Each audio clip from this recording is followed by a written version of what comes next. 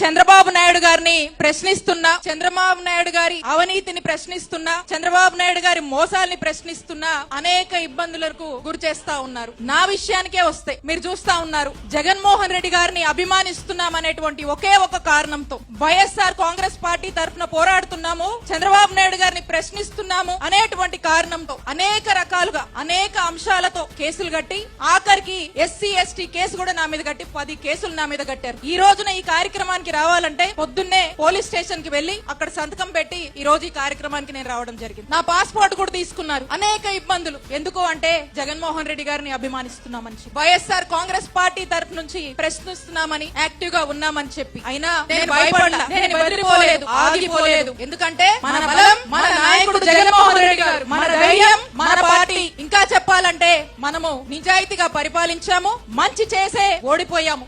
ఆ రెస్పెక్ట్ ఉంది ప్రజల్లో మనకి.